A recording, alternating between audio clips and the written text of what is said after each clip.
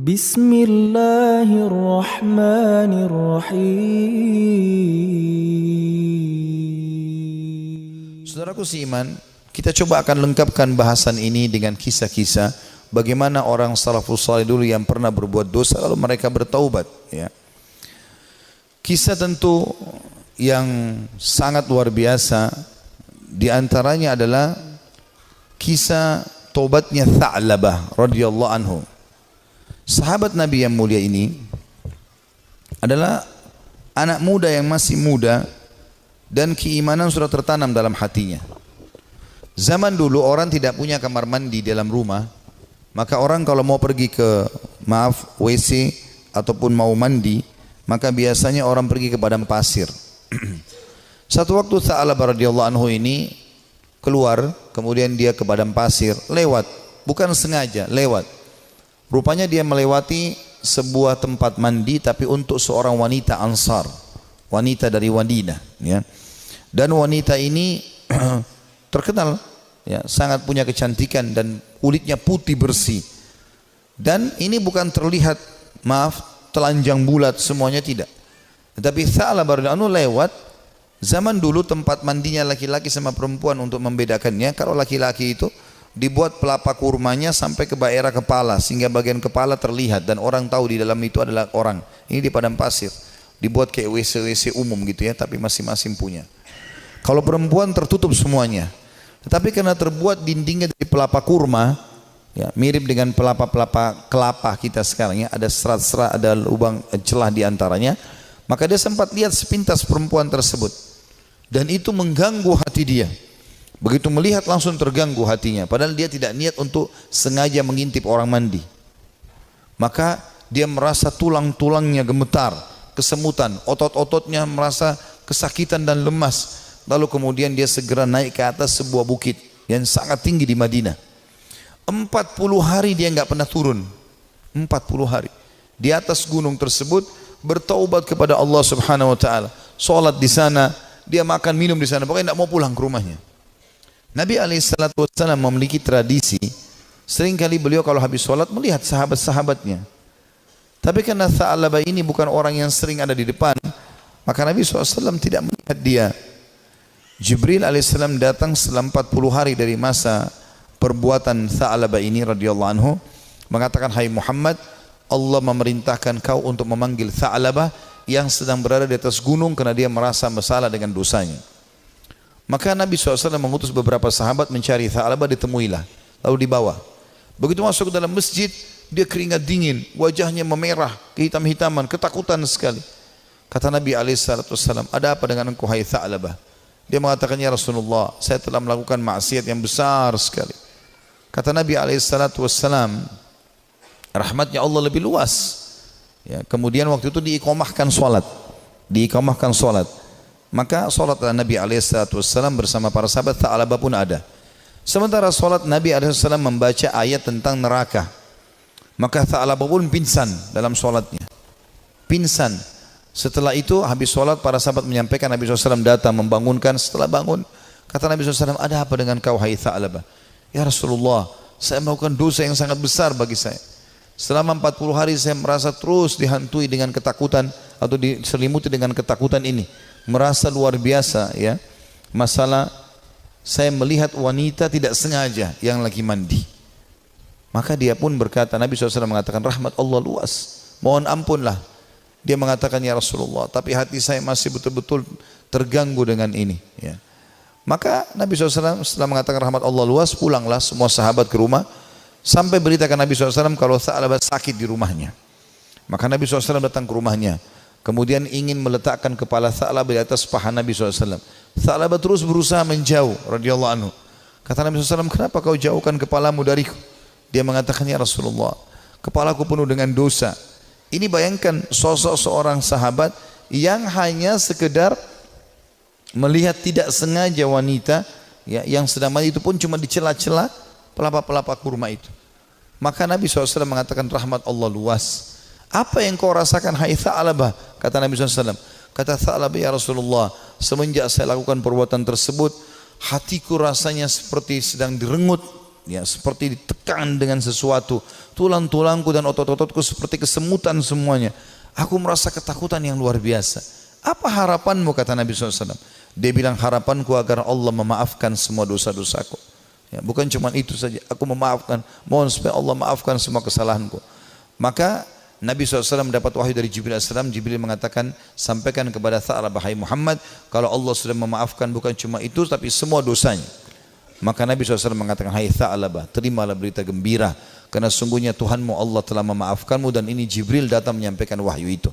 Maka Tha'labah pun bergembira, senyum, kemudian dia bertakbir lalu meninggal dunia.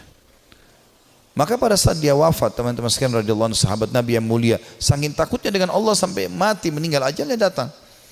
Waktu itu Nabi SAW mengatakan, urus jenazahnya segera, kita kuburkan, dimandikan segala macam, disolati. Habis solat lagi mau diantar ke kuburan, Nabi SAW jalan sambil jingkrak-jingkrak, ya, sedikit beliau jinjitkan kakinya. Kata para sahabat, ya Rasulullah, kenapa anda lakukan itu? Kata Nabi SAW,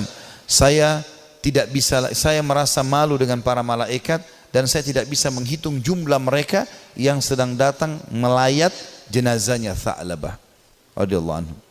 Sahabat Nabi yang mulia memberikan pelajaran kepada kita bagaimana mereka bertaubat kepada Allah Subhanahu wa ta'ala. Ada juga kisah yang lain, dan kisah ini mirip seorang tukang jagal hewan, suka menyembelih hewan.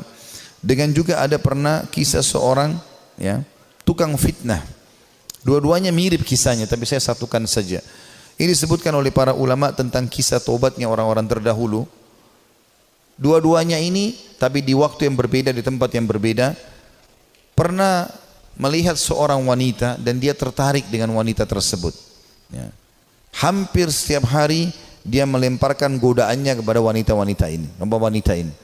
Selalu melemparkan kata-kata rayuan, tatapan mata, apalah, berikan hadiah segala macam, sampai membuat wanita ini tertarik. Tapi wanita ini orang beriman kepada Allah, tidak mau sama sekali, tidak tergoda. Diajak jalan sama-sama tidak mau, diajak ngobrol tidak mau. Satu waktu dia melihat wanita itu sedang jalan jauh, dan jalan jauh ini pergi ke satu tempat yang kelihatannya tidak banyak orang. Maka kedua laki-laki ini di dua kisah yang berbeda, tempat yang berbeda, tapi kasusnya sama, ya, jalan mengikuti perempuan tersebut. Begitu tiba di tempat yang sangat jauh, dia pun langsung menghadang wanita tersebut, mengatakan, saya jauh-jauh mengikuti kamu karena saya sangat menyukaimu, gitu kan. Maka kenapa kau sia-siakan waktu yang berdua ini? Kenapa nggak bersama-sama sekarang? Enak kalau kita mungkin pacaran sekarang, jauh dari orang. Kalau kau takut selama ini dengan orang, sekarang jauh dari orang. Maka wanita tersebut tiba-tiba mengatakan, kalau kau memang mencintaiku, maka kau harus tahu sebenarnya aku lebih mencintaimu. Aku pun sebenarnya suka dengan kamu, tetapi rasa takutku kepada Allah mengalahkan itu semua. Aku tidak ingin justru karena cinta ini kemudian kita terjerumus dalam kemaksiatan dan Allah hukum kita. Maka dengan kalimat itu saja laki-laki ini tersentuh. Lalu dia mengatakan, subhanallah, yang telah memberikan peringatan kepadaku melalui lisanmu. Kau takut kepada Allah dan aku tidak takut kepada Allah. Lalu laki-laki tersebut meninggalkan si perempuan tadi, dan semenjak itu dia bertobat kepada Allah Subhanahu wa ta'ala, tidak mau lagi mengenal kecuali yang halal dari mereka.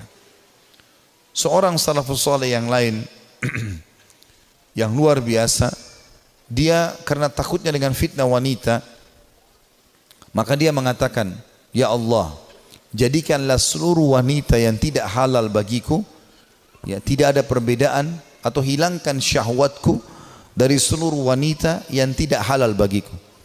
Maka dia mengatakan, demi Allah, Allah kabulkan doa saya, sehingga tidak ada syahwat kecuali pada istri saya saja, pada yang halal, dan tidak ada bedanya antara wanita yang tidak halal bagiku dengan sebuah tembok. Artinya betul-betul mereka ingin menjaga diri dari perbuatan yang salah. Dinukil kisah yang lain seorang anak muda. Ini kenapa saya sebutkan banyak kisah anak muda, karena memang anak-anak muda yang banyak terjerumus dalam kemaksiatan, karena mereka punya potensi, energi, ya, banyak sekali kesempatan, dan ingin tahu sesuatu itu lebih besar daripada orang yang sudah berumur. Walaupun memang orang berumur pun bisa terjadi, tapi umumnya orang kalau sudah tua khawatir berbuat dosa. Maka ada seorang anak muda selalu berbuat maksiat di zaman Nabi Musa alaihissalam, sibuk dengan dosa-dosa yang dia lakukan. Setiap hari diingatkan, Nabi Musa tidak mau tahu. Sampai masyarakat dari Bani Israel pun sudah merasa ini orang tidak ada lagi solusinya nih. Ini sudah nggak ada solusinya orang ini. Maka mereka mengeluh kepada Musa alaihissalam. Allah pun berfirman kepada Musa melalui Jibril alaihissalam, usir anakmu itu dari negerimu. Tidak boleh lagi ada di sana dia. Maka Musa alaihissalam menyampaikan kepada Bani Israel, kalau Allah sudah menurunkan firman-Nya menguruh anak muda ini diusir. Maka anak muda pun itu diusir dari kota tempat Nabi Musa alaihissalam dengan Bani Israel tinggal. Terus saja dia jalan sampai tiba di sebuah padang pasir yang luas. Kemudian dia merasa dirinya sakit, lemah, terpukul karena jauh dari orang-orang. Maka dia pun lalu berkata, ya Allah, jangan engkau haramkan aku dari rahmat-Mu. Aku tahu aku telah berbuat dosa, tapi rahmat-Mu jauh lebih luas. Aku bertobat dan beristighfar kepadamu dari seluruh dosaku ya Allah. Maka maafkanlah aku. Terus dia ucapkan permohonan maafnya kepada Allah. Sampai 3 hari berturut-turut, setelah itu dia meninggal dunia si anak muda ini. Setelah dia meninggal dunia sendirian di padang pasir itu dengan kondisi menyesali kesalahannya, maka dia pun Musa pun alaihissalam didatangi oleh Jibril. Jibril mengatakan, hai Musa, Tuhanmu Allah memberikan perintah kepadamu agar engkau keluar ke padang pasir ini dan itu disebutkan cirinya. Di sana ada satu wali Allah yang Allah suruh kau mengurus jenazahnya. Maka Musa alaihissalam pun keluar ke padang pasir yang ditunjukkan. Begitu tiba di sana tidak dilihat kecuali anak muda tadi yang memang dianggap orang ini buruk di tengah-tengah Bani Israel. Maka pada saat itu pun Musa alaihissalam mengatakan, ya, Jibril alaihissalam mengatakan kepada Musa, sesungguhnya orang ini telah bertobat selama berapa hari? 3-4 hari meninggalkan negerimu dan Allah terima taubatnya. Maka Musa alaihissalam pun mengurus jenazahnya kemudian menguburkan dia. Begitu luasnya rahmat Allah subhanahu wa ta'ala. Bagi orang yang masih melakukan kemaksiatan dan berfikir bahwasanya susah untuk bertaubat, tidak ada yang susah teman-teman sekalian. Kita akan kisahkan sekarang seorang tokoh tabi'in yang masyhur, Fudail bin Iyad rahimahullah. Orang ini sangat unik ceritanya, karena dulunya dia adalah perampok jalanan. Saking mahirnya dia mencuri dan merampok sampai dia tidak butuh tim, sendirian. Dikatakan dalam kisah ini, Fudail bin Iyad sendirian, tidak butuh orang-orang lain untuk membantunya. Dan setiap kali ada kafilah mau lewat di tempat Fudail, pasti mereka ketakutan, lebih takut daripada melewati tempat yang lain, karena Fudail bunuh, ambil hartanya, gak ada toleransi. Dan dia satu orang bisa mengalahkan sekian banyak orang dalam duel dan berperang. Sampai satu waktu ada satu kafilah, satu malam Fudail bin Iyad lagi nunggu-nunggu, ya, ada mangsa yang lewat, dia ingin mengambil dan merampok dari mereka. Di tengah jalan subhanallah, atau pas lagi nunggu ada kafilah yang lewat, bukan tengah jalan, ada kafilah yang lewat. Kemudian kafilah ini berbicara satu sama yang lain dan Fudail mendengarkan. Jangan kita lewat jalan sini karena ada Fudail bin Iyad, nanti dia akan mengganggu kita, ya, dan tidak bisa kita selamat dari dia. Bagaimana dengan keadaan keluarga dan harta kita? Dengan kalimat ini yang didengar oleh Fudail, Fudail mengatakan, begitu takutnya manusia padaku, gitu kan. Maka dia pun mengatakan, mulai hari ini ya Allah, aku berjanji aku tidak akan pernah mengganggu orang lain lagi.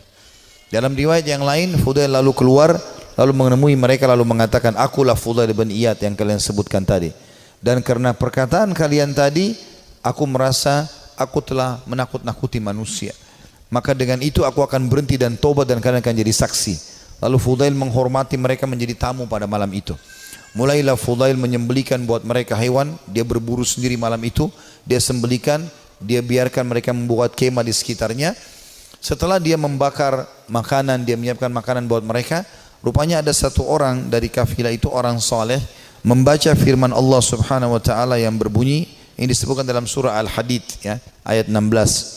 Yang Allah subhanahu wa ta'ala berfirman, a'udzubillahi minasyaitonirrajim, alam ya'ni lilladzina amanu an takhsha qulubuhum li dzikrillah wa ma nazala minal haqq. Belumkah tiba saatnya bagi orang-orang beriman untuk tunduk hati mereka dan mereka tunduk hati mereka kepada zikrullah dan apa yang turun dari kebenaran dalam Al-Quran. Fudail bin Iyad orang Arab, dia faham betul makna ayat ini. Artinya, sampai kapan kamu mau lalai, kata Allah SWT. Belum tibakah saatnya bagi orang beriman untuk tunduk hatinya dan berzikir kepada Allah dan apa yang diturunkan dari kebenaran dalam Al-Quran? Maka Fudail pun menangis mendengar ayat tersebut. Lalu dia ulang-ulangi ayat itu sampai akhirnya dia menunjukkan taubatnya. Subhanallah, setelah dia taubat, mulai hari itu dia pergi ke Mekah. Tiap hari Mekah dan Madinah. Artinya setiap saat dia di Mekah sebentar, nanti di Madinah lagi sebentar. Tidak pernah meninggalkan dua kota yang suci ini. Dan kata para ulama, orang-orang yang pada saat itu sudah menjadi ulama, ya, kemudian menjadi sahabat dekatnya Fudail. Di antaranya Abdullah bin Mubarak, Sufyan ats-Tsauri. Ini semua orang-orang yang luar biasa ibadahnya, terkenal sekali kesolehannya. Itu mereka mengatakan, kami tidak pernah menemukan orang setakut kepada Allah seperti Fudail bin Iyad. Dia luar biasa, kalau datang dekat Ka'bah nangis kepada Allah Subhanahu wa taala. Kalau nangis bisa sampai pingsan, karena ketakutannya kepada Allah Subhanahu wa taala, dan dia betul-betul tulus sampai akhirnya Allah letakkan hikmah, kalimat hikmah dari lisan dia. Banyak kalimat-kalimat mutiara yang disebutkan oleh Fudail bin Iyad rahimahullah, dan itu dinukil oleh para ulama. Seperti misalnya dia mengatakan sambil dia berdoa kepada Allah, tapi ini orang dengar diam-diam. Dia sebutkan diam-diam di hadapan depan Ka'bah. Dia mengatakan, idza azharta aibana fatadhhar walan nastati'a satrah. Ya Allah, seandainya Engkau membuka aib-aib kami, maka pasti akan kelihatan dan kami tidak akan mungkin bisa menutupinya. Wa nufdah, dan kami pasti akan dipermalukan. Wa idza azharta amalana fanuhlik bi'adzabik. Dan kalau seandainya Engkau memperlihatkan amal-amal kami, akhirnya orang jadi puji-puji kami, maka kami akan binasa dan kami akan kena hukuman-Mu. Kemudian dia juga menyebutkan dalam statementnya yang masyhur setelah dia taubat, kamu berhias untuk manusia, hai Fudail, berdandan untuk mereka, dan terus saja riya, pamer ibadah-ibadah sehingga mereka menilaimu saleh, mereka menunaikan kebutuhanmu, kemudian melapangkan tempat duduk untukmu dan bermuamalah denganmu karena mereka salah duga. Kamu buruk bila demikian adanya. Artinya orang-orang akan menilai kau seakan-akan kau itu orang soleh, padahal sebenarnya tidak, ya. Dia terus menasihati dirinya agar jangan sampai dia lalai. Ibnu Mubarak berkata, Abdullah bin Mubarak setelah melihat ibadahnya Fudail bin Iyad yang tadinya penjahat besar, perampok jalanan, suka membunuh dan merampas harta orang, sesungguhnya Fudail merupakan bukti kebenaran kekuasaan Allah Azza wa Jal yang memuncul dengan Allah atau Allah memunculkan hikmah melalui lisannya. Dia termasuk manusia yang dikaruniai manfaat dari amal-amalnya. Disebutkan dalam Syiar Alam Nubala di jilid 8 halaman 425. Artinya ini bukti nyata tanda-tanda kebesaran Allah. Tadinya penjahat besar, pembunuh, lalu dia taubat nasuha, dia tinggalkan semua kesalahannya.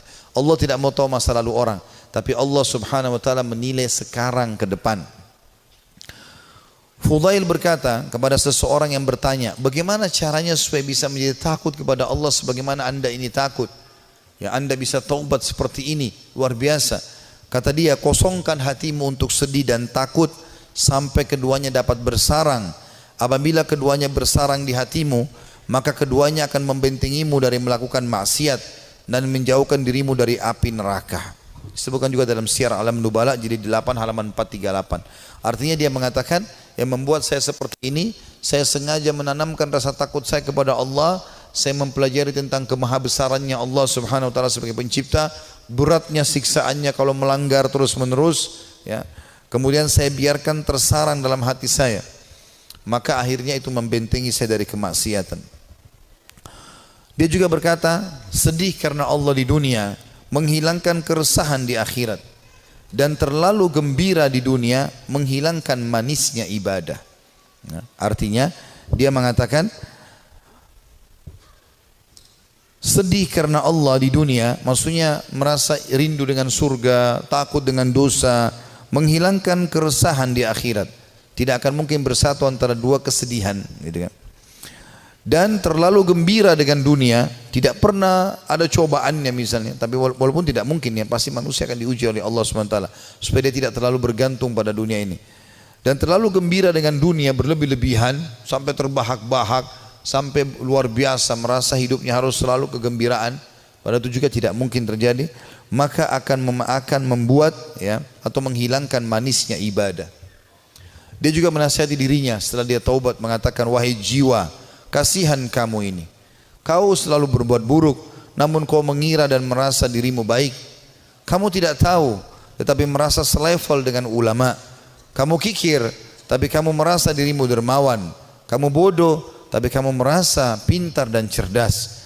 Ajalmu pendek, tapi angan-anganmu sangat panjang. Ya, ini kalimat-kalimat mutiara yang luar biasa. Rupanya setelah dia bertaubat kepada Allah Subhanahu wa taala, Allah berikan kalimat-kalimat ini kepadanya, ya. Dia mengatakan, saya ulangi, wahai jiwa, kasihan kamu. Kau berbuat buruk, namun kau mengira dirimu berbuat baik. Artinya, amal-amal yang kau kerjakan ini masih kurang. Tapi kenapa kau selalu merasa bangga? Ini dia nasihati dirinya sendiri. Karena ada orang kadang-kadang begitu, dikuasai oleh syaitan, dia merasa bangga. Saya sudah haji sekian kali, saya sudah pernah bersedekah ini dan itu, saya pernah bangun masjid satu masjid itu terus yang dibahas. Apa saja semuanya dibanggakan. Maka dia menasihati dirinya supaya dia terus termotivasi mau ibadah. Dia mengatakan, wahai jiwa, kasihan kamu. Kau sebenarnya berbuat buruk masih sedikit, tapi kau pikir dirimu sudah berbuat banyak. Kau tidak tahu, ya, tapi kau menganggap dirimu selevel dengan ulama. Ini juga banyak jadi penyakit di dalam tengah-tengah penuntut ilmu. Baru belajar setahun 2 tahun sudah merasa dirinya luar biasa. Akhirnya sudah mulai membicara tentang ulama ini, tentang ulama itu. Habis waktunya untuk itu. Maka semestinya seseorang menyadari kalau dia baru belajar, ya sudah dia belajar. Sebagaimana dikatakan oleh Fudail di sini rahimahullah. Beliau mengatakan, kau tidak tahu tapi kau merasa dirimu selevel dengan ulama. Yang ketiga dia bilang bahwa dirinya, kamu kikir tapi kau merasa dirimu dermawan. Ya, artinya berapa banyak sih yang kau sudah sedekahin sehingga kau selalu banggakan, hai Fudail? Padahal sebenarnya kau bakhil. Sedikit sekali yang kau keluarkan dibandingkan nikmat Allah yang melimpah kepadamu. Ini juga, ya, tamparan yang sangat keras bagi orang yang tadi baru sedekah sekali, 2 kali, 3 kali dalam 1 bulan, dalam 1 tahun, bahkan mungkin 10 tahun sekali, atau mungkin seumur hidup baru melakukan 1 kebaikan itu. Jadi misalnya membangun sebuah masjid atau 1 kegiatan, sudah dibangga-banggakan. Ya. Kemudian dia mengatakan yang keempat, kau bodoh tapi merasa dirimu pintar dan cerdas. Ada orang juga ini kena penyakit ini, ya. Begitu dia sudah belajar agama, dia sudah mulai faham sedikit ayat, hadis, maka dia rasa dirinya tidak perlu belajar lagi. Ini keliru. Kita harus menuntut ilmu sampai menjelang meninggal dunia. Dan beliau mengatakan, ajalmu pendek tapi angan-anganmu sangat panjang. Artinya banyak angan-angan yang kau bangun tapi sebenarnya semuanya itu mengganggu hidupmu. Juga dia berkata, Fudail rahimahullah, manusia paling berdusta adalah mereka yang mengulangi perbuatan dosa yang pernah dilakukannya. Manusia yang paling dusta adalah manusia yang mengulangi apa yang pernah dia lakukan dulu. Manusia yang paling bodoh, jadi kalau dia pernah buat dosa dia ulangi lagi, berarti dia manusia paling dusta. Karena dia sudah tahu salah tapi kenapa dia lakukan. Lalu dia mengatakan manusia paling bodoh adalah manusia yang memperlihatkan amal kebaikannya. Kalau ada manusia yang mau dinilai paling bodoh adalah orang yang suka pamer-pamer amalnya. Ya, saya ini lakukan, saya sudah haji sekian kali, saya sudah bangun masjid ini dan itu, saya sudah begini dan begitu. Dia banggakan amalnya. Itu manusia yang paling bodoh. Karena hilang semua pahalanya dengan dia riya. Lalu dia mengatakan manusia yang paling dekat dengan Allah yang paling takut kepadanya. Ini juga statementnya mirip dengan apa yang dikatakan oleh sebagian ulama yang membuat Umar bin Khattab radhiyallahu anhu yang mendapatkan kemuliaan sabda Nabi SAW, wahai Ibnu Khattab, kalau kau lewat di sebuah lembah, syaitan melihat kau lewat di lembah itu, maka dia akan mencari lembah yang lain karena takut bertemu denganmu. Kata ulama, syaitan takut dengan Umar bin Khattab padahal Umar enggak melihatnya. Bertemu dengan Umar aja syaitan cari tempat lain. Jadi jangankan menggoda, jadi dia bahkan menghindar dari Umar padahal Umar tidak melihatnya. Karena rasa takutnya Allah SWT kepada Allah. Karena rasa takutnya Umar bin Khattab kepada Allah Subhanahu wa taala. Jadi siapa yang takut kepada Allah, Allah akan buat, ya, seluruh makhluk takut kepadanya. Dan siapa yang tunduk kepada Allah, Allah juga tundukkan makhluk kepadanya. Ya, semua itu siapa yang cinta kepada Allah, Allah akan buat makhluk cinta kepadanya dan seterusnya. Juga kata beliau, manusia tidak akan sempurna sehingga agamanya mampu mengalahkan nafsunya, dan manusia tidak akan binasa sehingga nafsunya mengalahkan agamanya. Ini statement yang mulia. Beliau mengatakan, kalimat ini penting untuk digarisbawahi teman-teman sekalian. Manusia tidak akan sempurna sehingga agamanya mampu mengalahkan nafsunya. Artinya ilmu yang dia pelajari itu menjadi patokan dan pegangan hidupnya sehingga nafsunya diawasi oleh ilmunya. Karena ilmu agama itu mengawasi kita. Ilmu agama mengawasi kita. Kalau kita belajar agama, ilmu kita sudah halal haramnya Allah seperti bodyguard. Kita mau makan, mau minum, mau mencari pendapatan, mau bergaul, agama akan mengatakan itu boleh atau tidak boleh. Maka orang yang sempurna adalah orang yang justru ilmu agamanya itu bisa mengontrol hawa nafsunya. Dan sebaliknya, orang yang binasa adalah orang yang nafsunya mengalahkan agamanya. Jadi dia pun tahu agama tapi tetap saja dikalahkan oleh agamanya sendiri. Dan ini semua adalah hal mendasar yang perlu digarisbawahi dari nasihat yang mulia. Ini kita bisa, ini sebagian kecil ya, banyak sekali statementnya, hampir semua buku tentang tazkiyatun nafs, ya, pensucian jiwa, tentang zuhud, ya, menginginkan akhirat, gitu kan, daripada dunia, masalah keimanan, ya, masalah penyesalan, itu selalu ada statementnya Fudail bin Iyad. Padahal tadinya dia ini seorang penjahat besar, tapi bagaimana Allah Subhanahu Wa Taala memberikan kepada dia karunia dengan taubatnya yang luar biasa nasuha. Allah memberikan kata-kata mutiara dari lisannya. Dia juga mengatakan, Az-Zahabi berkata, ditanya kepada Fudail, apa itu zuhud?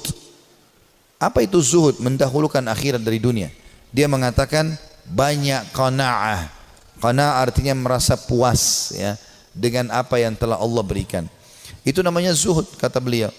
Jadi kalau kau mau dikatakan zuhud, kau berharap akhirat dan dunia kau jalani juga, tapi akhirat kau dahulukan, adalah banyak merasa syukur kepada Allah. Lalu ditanya kepadanya tentang wara. Wara itu menjaga kesucian hubungan sama Allah. Ia menjawab, menjauh dari yang diharamkan syariat. Apapun yang Allah larang, tinggalkan. Bukan cuma yang haram, yang makruh pun ditinggalkan. Makan, minum, berdiri aja tidak dilakukan, apalagi kalau sampai makan yang haram. Dan kita kalau tinggalkan sesuatu yang makruh, berarti yang haram akan lebih mudah kita tinggalkan. Orang kalau tinggalkan yang makruh, yang haram akan dia tinggalkan. Orang kalau kerjakan amal yang sunnah, amal wajib pasti akan dia kerjakan. Lalu ditanya juga kepada dia, apa ibadah itu? Ia menjawab, melaksanakan apa yang diwajibkan sebaik mungkin. Melaksanakan yang diwajibkan sebaik mungkin. Dan sekian banyak statement Fudail bin Iyad rahimahullah yang kita bisa ambil pelajaran darinya. Artinya tidak ada kata terlambat dalam bertaubat, dan kalau orang taubatnya nasuha, Allah Subhanahu Wa Taala akan karuniakan untuk dia kelebihan-kelebihan yang banyak. Saya akan tutup dengan dua kisah di sini teman-teman sekalian. Salah satunya nanti yang terakhir adalah kisah yang cukup panjang, kisah Ka'ab bin Malik radhiyallahu anhu, sahabat Nabi yang mulia yang bertaubat karena dia tidak sempat ikut dalam perang Tabuk bersama Nabi alaihi salatu wassalam. Namun sebelumnya saya akan sebutkan dulu kisah tentang sosok orang yang sangat saleh dari kalangan tabi'in. Dia hidup di zaman Nabi SAW tapi tidak sempat bertemu dengan Nabi dalam pendapat sebagian orang, yaitu Ubaid bin Umair bin Qatada al-Laythi al-Jundu'i al-Makki, ya. Orang ini sangat saleh, luar biasa. Sampai di Mekah itu kalau ada orang yang menganggap dirinya, ya, lemah imannya, pasti datang kepada dia, ya, kepada Ubaid ini rahimahullah. Orang ini sangat luar biasa keimanannya. Ada sebuah kisah dinukil oleh Ibnu Qudamah. Kisah Ibnu Qudamah dinukil dari kisah Sa'labah. Ini dinukil dalam sebuah kisah di sebuah buku, ya. Kisah ini kisah sahih. Ada seorang wanita di Mekah sangat terkenal dengan kecantikannya. Dan wanita ini terkenal tinggi, putih, cantik, fitnah luar biasa. Tapi dia tutup wajahnya, dia pakai cadar. Dia bilang sama suaminya, satu hari dia bicara sama suaminya. Dia mengatakan, wahai suamiku, kira-kira apakah ada orang yang bisa selamat dari fitnah wajahku ini? Artinya dia coba menyebutkan sama suaminya. Kata suaminya, tentu saja ada, ya, walaupun kau cantik, tapi akan ada orang yang bisa tidak kena fitnahmu. Kata perempuan itu penasaran, siapakah itu? Artinya kalau saya buka wajah saya, ya, saya tidak pakai hijab ini, masih ada laki-laki yang tidak tertarik. Maka kata suaminya, Ubaid ibn Umair, seorang ulama. Maka tiba-tiba istrinya karena merasa tertantang datang kepada suaminya lalu berkata, wahai suamiku, Andes, apakah kau mengizinkan aku untuk coba menggoda Ubaid hanya untuk mengetes imannya, sekaligus juga mengetes apakah betul memang dia tidak kena dengan fitnah wajahku dan kecantikanku ini? Suaminya mengatakan, karena penasaran juga mengatakan, baik, saya izinkan. Maka wanita ini pergi ke Masjid Haram. Ini Ubaid ini punya majelis ta'lim, ya. di Masjid Haram, ulama besar. Tidak pernah sama sekali berbuat dosa dalam kisahnya, dalam kisah hidupnya. Allahu alam kalau yang dinukil dari kisah yang lain, tapi dia disebutkan orangnya sangat soleh. Kemudian datanglah wanita ini lalu mengatakan, saya punya pertanyaan Syekh. Kata dia, silahkan. Dia bilang, tapi pertanyaan ini pribadi, maka saya tidak bisa menanyakan di depan orang. Kalau bisa, saya akan meminggir dengan anda di salah satu sudut masjid ini. Karena perempuan ini terus menunjukkan kesedihannya, menangis, maka Ubaid mengatakan, baiklah, tapi tetap di depan umum, bukan berduaan-duaan khalwat. Di tiang masjid, di sebelah situ ada sekitar jemaah. Tiba-tiba wanita ini pada saat duduk depan Ubaid membuka cadarnya, dan memang terlihat kecantikan yang luar biasa. Maka Ubaid rahimahullah mengalihkan wajahnya, sambil kata Ubaid mengatakan, apa yang kau lakukan? Bukankah kau bertanya, kenapa kau membuka cadarmu? Dia mengatakan, sebenarnya wahai Syekh Ubaid, saya mencintaimu dan saya menyukaimu, maka aku datang untuk menawarkan diri. Maka Ubaid mengatakan, dan aku tinggal tunggu jawabanmu. Artinya kapan kau mau? Selesai, aku jadi milikmu, terserah kau mau apakan. Perempuan ini ingin menguji. Ubaid tidak mengenal siapa perempuan ini. Subhanallah, dia mengatakan, saya akan jawab pertanyaanmu itu kalau kau menjawab 5 pertanyaanku. Kata Ubaid rahimahullah, tapi sambil buang muka, enggak dilihat ke wajah wanita ini. Wanita tersebut menggambarkan Ubaid tidak melihat sedikit pun ke wajahku. Padahal wanita ini depan matanya dan sangat cantik. Maka kata wanita tersebut, tanyalah. Kata Ubaid rahimahullah, jadi tadi dia memang bilang waktu dalam majelis, saya punya masalah, saya mau minta nasihat. Padahal dia cuma mau berbohong wanita ini, tapi akhirnya mendapatkan nasihat yang benar. Apa kata Ubaid rahimahullah? Andai saja bertepatan pada saat sekarang malaikat maut datang ingin mencabut ruhmu, apakah kau akan menawarkan hal yang sama padaku? Kalau memang kau sedang berhadapan dengan malaikat maut? Kata wanita tersebut, tentu tidak. Pertanyaan kedua, andai saja kamu sedang berada dalam kuburan, tempat yang pasti kau akan datangi, dan kau sedang bertemu dengan Munkar dan Nakir, 2 malaikat akan bertanya di kuburan, dan kau sedang ditanya untuk selamat ke surga atau neraka, apakah kau juga akan berpikir tetap akan menawarkan dirimu seperti ini? Dia mengatakan tidak. Yang ketiga, seandainya kau sedang berada bersama aku di padang mahsyar, kemudian buku-buku amal sedang berterbangan, dan kau tidak tahu apakah kau akan terima dengan tangan kanan atau tangan kiri. Tangan kanan akan selamat ke surga, tangan kiri akan masuk ke neraka. Apakah kau juga akan menawarkan dirimu seperti ini kepadaku? Dia mengatakan tidak. Yang keempat, ya, andai saja kau sedang ditimbang amalmu, dan kau tidak tahu amal baik atau amal buruk di timbangan amal hari kiamat nanti yang lebih berat, apakah kau masih mau menawarkan dirimu padaku? Dia mengatakan tidak. Lalu kemudian pertanyaan terakhir yang kelima, andai saja kau sedang diminta pertanggungjawaban oleh Allah tentang kecantikanmu ini, tentang keadaanmu, ya, kelebihan-kelebihan nikmat yang Allah berikan kepadamu ini, apakah kau juga akan mengatakan kepada Allah, aku sempat menawarkan ini kepada Ubaid? Maka dia mengatakan tidak. Maka Ubaid pun mengatakan rahimahullah, kalau gitu bertakwalah kepada Allah dan jagalah dirimu serta nikmat Allah yang ada padamu. Maka tiba-tiba perempuan tersebut menangis terisak-isak. Lalu kata Ubaid, pulanglah. Lalu Ubaid berdiri tanpa melihat sedikit pun ke wajah wanita tersebut. Setelah dia pergi, wanita itu pulang ke rumahnya. Suaminya sudah menunggunya, ingin mengetahui berita apa yang ada sebenarnya. Maka setelah dia pulang, suaminya kaget melihat matanya merah, menangis. Kata suaminya, apa yang terjadi wahai istriku? Dia mengatakan, sungguh aku akan binasa wahai suamiku. Aku tadinya niat ingin bermaksiat kepada Allah, Allah meluruskanku justru melalui Ubaid. Dan sungguh Ubaid adalah orang saleh. Dan semenjak hari itu perempuan itu tidak pernah dandan lagi sama sekali sampai ajal datang menjemputnya. Teman-teman sekalian, orang yang saleh, orang yang tulus kepada Allah Subhanahu wa taala, memang orang-orang yang justru tidak mudah tergoda. Kalau antum hanya sekedar dengan godaan sedikit mudah tergoda, itu masih orang biasa. Tapi kita harus menjadi orang yang luar biasa memang. Tidak boleh mudah tergoda. Allah Subhanahu wa taala menyebutkan tentang ahli surga di dalam firman-Nya. Pada saat mereka masuk ke dalam surga nantinya di hari kiamat, itu disebutkan malaikat akan masuk dari semua pintu-pintu istana mereka, Dan mereka akan berkata para malaikat, salamun alaikum bima sabartum fa ni'ma uqbaddar. Selamat buat kalian, keselamatan buat kalian atas kesabaran kalian, dan ini sebaik-baik tempat untuk kembali, surga maksudnya. Kata ulama tafsir, yang dimaksud dengan makna malaikat akan berkata, ya, selamat atas keselamatan, atas kesabaran kalian, karena mereka sabar dalam 3 hal. Ini butuh kesabaran teman-teman sekalian. Yang pertama, sabar dalam mengerjakan ketaatan. Untuk bangun sholat, untuk tutup aurat, mencari pendapatan halal, ya, itu semua butuh kesabaran. Duduk di majelis ilmu seperti ini butuh kesabaran. Bangun sholat malam butuh kesabaran. Bersedekah padahal kita butuh kesabaran. Berbakti dengan orang tua yang sudah sangat tua butuh kesabaran. Konsisten dengan kejujuran butuh kesabaran. Perjuangan semuanya butuh sabar. Ini sebab masuk surga karena kesabaran. Yang kedua, sabar dalam menolak kemaksiatan. Jadi semua kita di sini yang hadir punya peluang berzina, punya peluang berbohong, punya peluang melakukan semua dosa. Bukankah sekarang di zaman kita fitnahnya sangat besar? Di handphone kita bisa masuk penawaran zina dengan sangat mudah.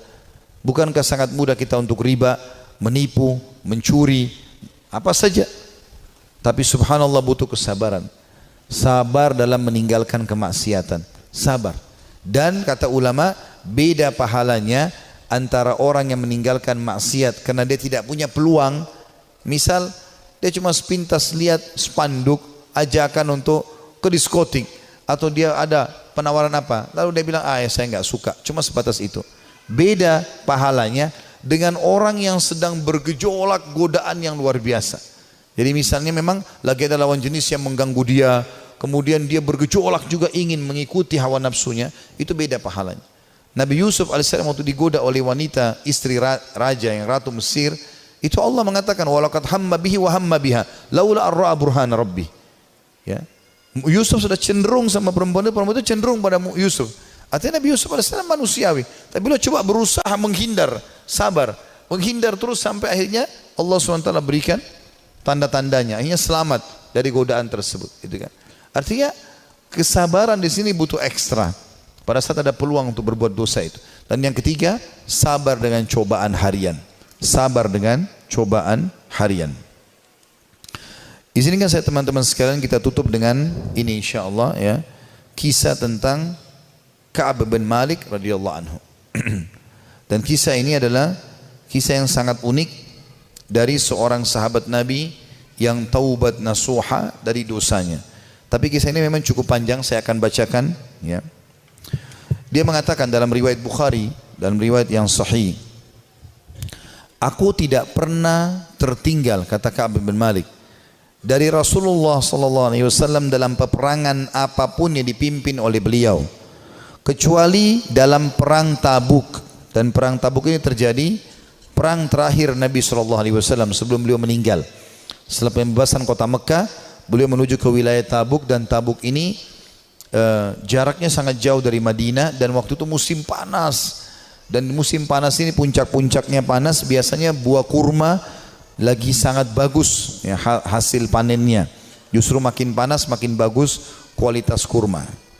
Dia mengatakan, saya tidak pernah ketinggalan perang bersama Nabi SAW kecuali di perang Tabuk.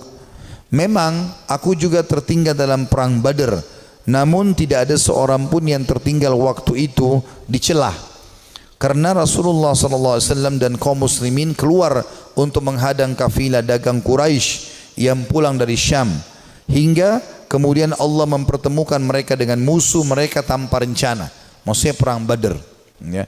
Saya tidak hadir di Badar, kata Ka'ab radhiyallahu anhu, karena memang waktu itu bukan kewajiban tapi pilihan.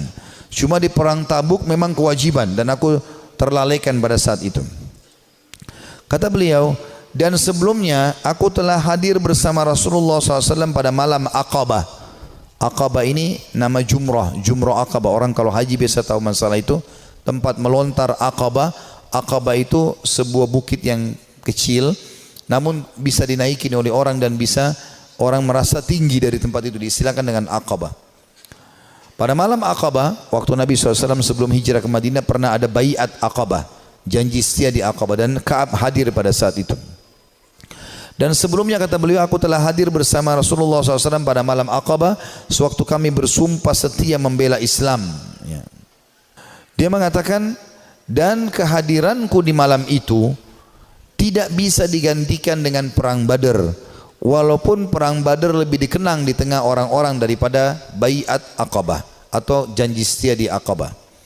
Dan di antara kisah hidupku adalah ketika aku tertinggal dari Rasulullah SAW pada perang Tabuk, aku tidak pernah merasa lebih kuat dan lebih mampu daripada keadaanku ketika aku tertinggal dari perang itu. Jadi maksudnya pada saat itu aku tidak punya alasan untuk tidak ikut perang Tabuk.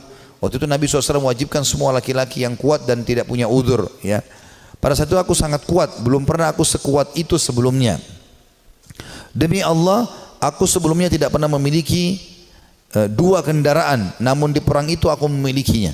Jadi selain fisikku kuat, aku juga memiliki 2 ekor kuda. Sebelumnya belum pernah aku punya 2 ekor kuda. Jadi aku sekarang lebih baik secara ekonomi. Rasulullah SAW tidak pernah menginginkan peperangan, melainkan beliau menyembunyikan daerah sasarannya dengan mengisyaratkan seolah-olah beliau menuju yang lainnya.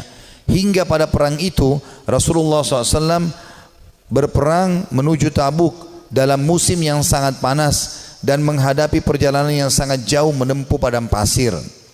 Dan menghadapi jumlah pasukan yang sangat besar, beliau menjelaskan kepada kaum muslimin tentang urusan mereka yang sangat serius agar mereka bersiap-siap dengan segala perbekalan mereka untuk menghadapi perang.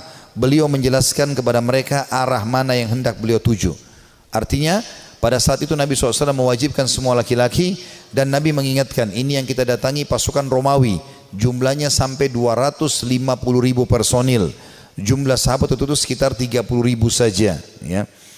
Maka Nabi SAW ingatkan para sahabat waktu itu, orang-orang Islam, kata Ka'ab radhiyallahu anhu, yang bersama Rasulullah SAW sangat banyak, dan mereka tidak didaftar dalam buku induk, atau maksudnya buku induk negara. Ya. Ka'ab berkata, melanjutkan, maka hampir tidak ada yang ingin absen dari perang, kecuali dia menduga bahwa hal itu tidak akan diketahui selama tidak ada wahyu yang Allah jelaskan atau turunkan. Rasulullah SAW lalu berangkat ke perang itu ketika buah-buahan sedang masak dan pohon-pohon menjadi rindang. Ya, perlu kita ketahui penduduk Madinah, kebetulan Ka'ab juga orang Madinah, pendapatan utama mereka adalah kurma. Pendapatan utama mereka adalah kurma. Dan pada saat itu musim panas dan puncak-puncaknya kurma akan panen. Sekitar 2-3 hari lagi akan panen. Tiba-tiba Nabi SAW bilang, jihad, sekarang kita harus keluar.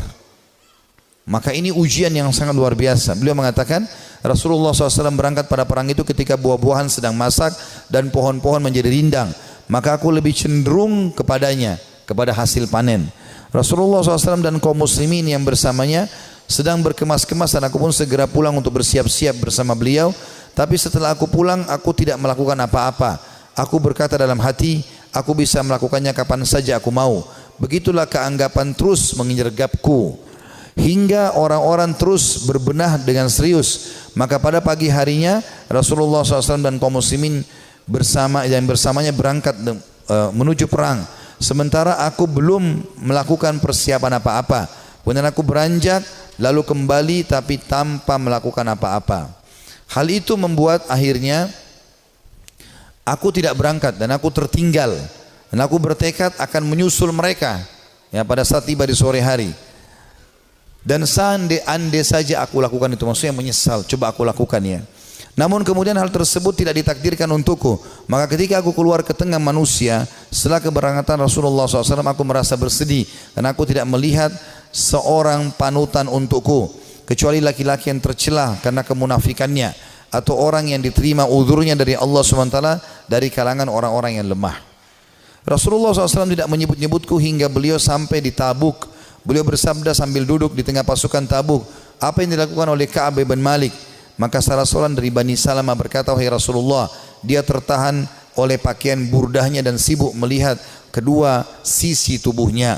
Maksudnya dia tidak ada uzurnya untuk tidak keluar bersama anda. Maka Mu'adz bin Jabal berkata kepadanya, sungguh buruk apa yang telah kamu ucapkan. Demi Allah ya Rasulullah, kami tidak mengetahui apa yang ada padanya melainkan kebaikan. Jadi Mu'adz di sini membela Ka'ab, mengatakan dia orang baik ya Rasulullah. Maka Rasulullah SAW diam. Tak kala beliau dalam keadaan seperti itu, tiba-tiba beliau melihat dari kejauhan seorang laki-laki yang mengenakan pakaian putih yang terlihat bergerak terombang-ambing oleh fata morgana. Maka Rasulullah SAW bersabda, orang itu adalah Abu Haythamah. Ternyata benar dia adalah Abu Haythamah Al-Ansari, orang yang bersedekah dengan satu sak kurma ketika dicela oleh orang-orang munafik. Jadi pada saat Nabi SAW menyuruh orang-orang untuk berinfak ya, untuk perang Tabuk, orang-orang munafik hadir di situ, tapi orang munafik tidak berinfak. Mereka cuma mencaci maki saja. Ya. Ada orang yang datang membawa satu kain besar berat, diangkat jatuh, dikasih kepada Nabi SAW. Orang-orang munafik mengatakan riya. Lalu Abu Haythamah ini datang radhiyallahu anhu membawa cuma satu keranjang kecil, satu piring kecil kurma, isinya cuma 3-4 butir kurma. Lalu dihidangkan, ya Rasulullah, ini buat jihad di jalan Allah. Maka orang munafik juga menghina Abu Haythamah sambil mengatakan, ya, untuk apa ini? Mau diapakan dengan 3-4 butir kurma? Tapi akhirnya Allah Subhanahu wa taala memuji karena infaknya itu. Ka'ab berkata, tak kala sampai berita kepadaku bahwa Rasulullah SAW telah pulang dari Tabuk, kesedihanku datang lagi. Aku mulai mengingat dusta dan berkata, aku ingin berdusta dan berkata, dengan apa? Aku mengingat dusta dan berkata, dengan apa bisa lolos? Dengan apa aku bisa lolos dari kemurkaan beliau besok? Untuk itu aku meminta bantuan kepada semua orang cerdik pemikiran dari keluargaku.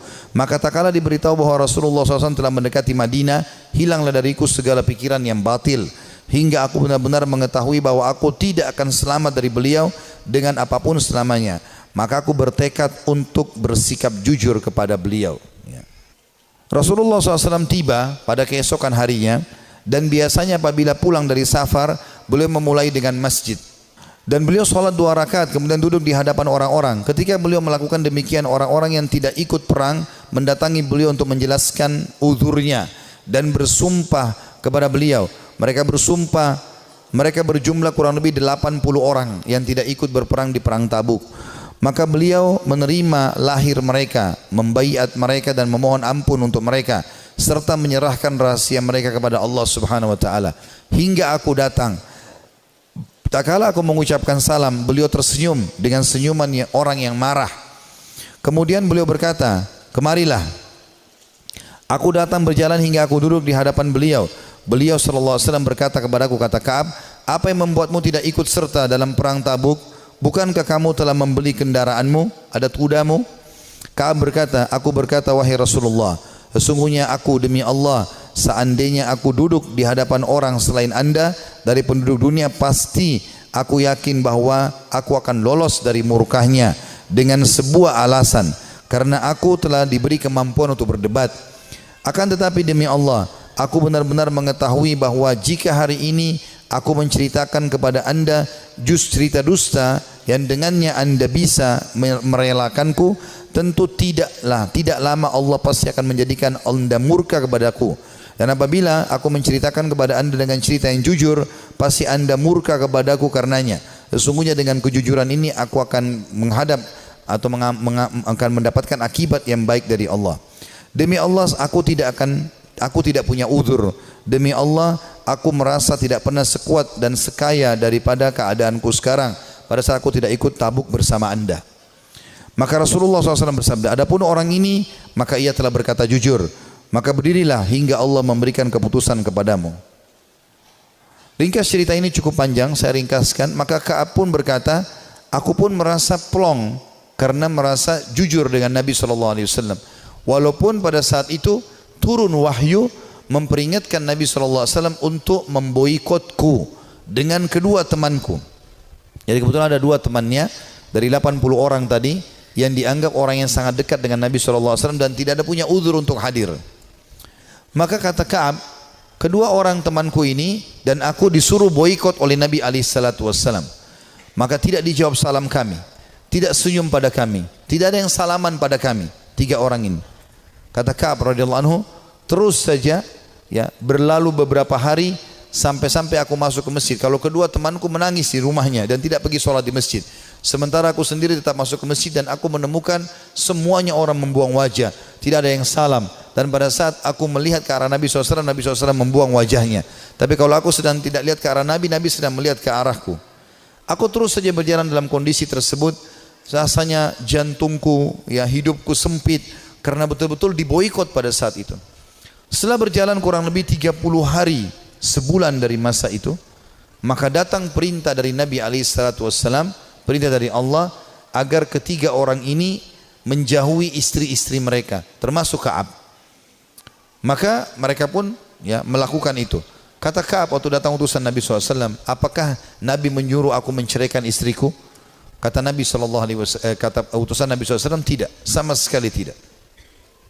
Tidak ada sama sekali perintah untuk menceraikan, kamu hanya disuruh pisah saja.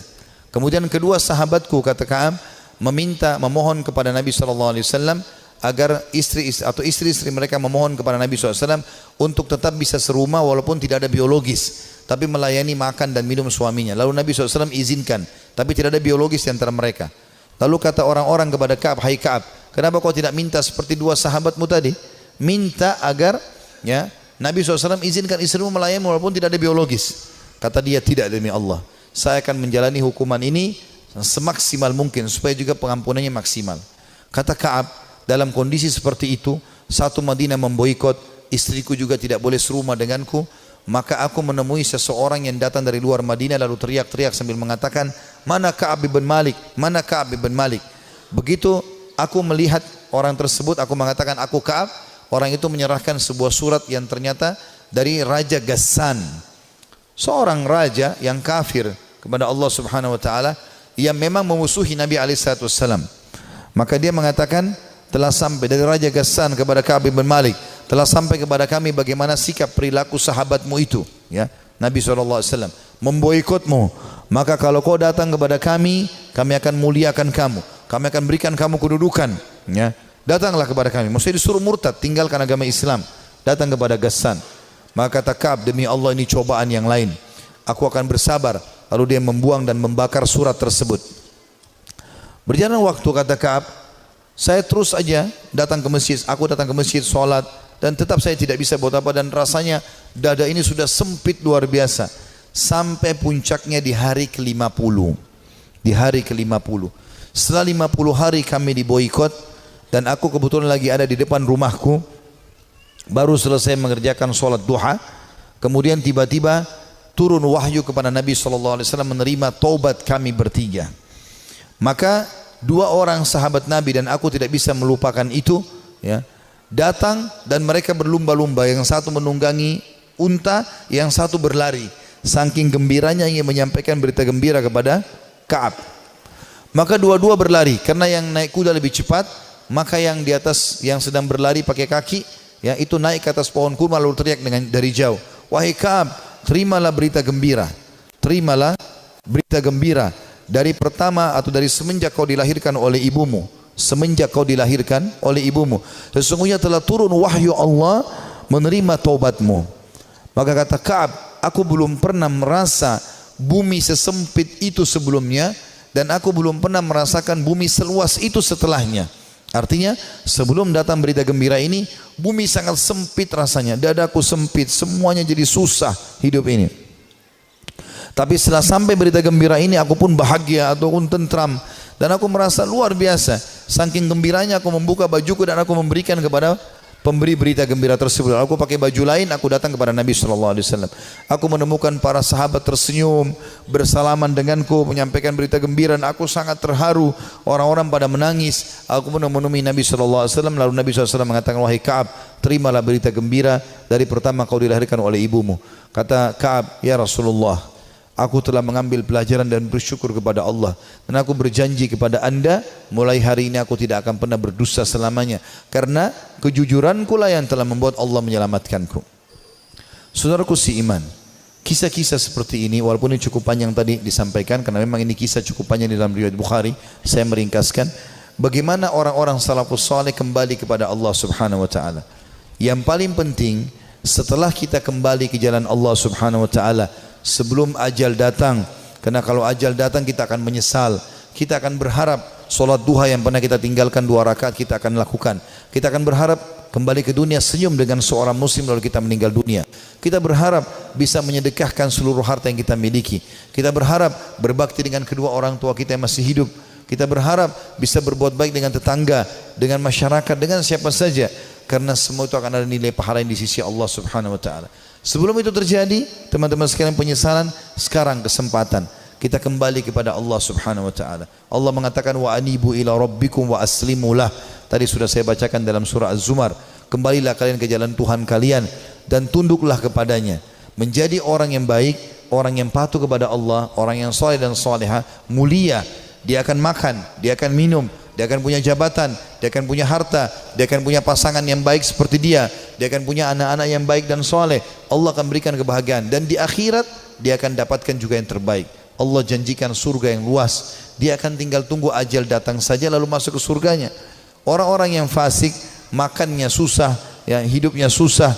Begitu juga dengan yang lainnya. Bahkan kalaupun ada di dunia itu adalah sifatnya tadarruj, tahapan siksaan dari Allah Subhanahu wa taala. Firaun juga makan, Namrud juga makan, dan seluruh orang yang Allah binasakan juga makan, tapi malah menjadi tadarruj atau tahapan siksa buat mereka.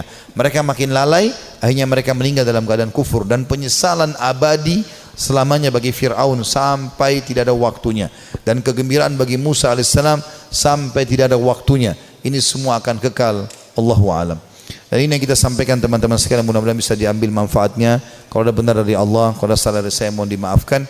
Subhanakallahumma bihamdika asyhadu an la ilaha illa anta astaghfiruka wa atubu ilaik. Wassalamualaikum warahmatullahi wabarakatuh.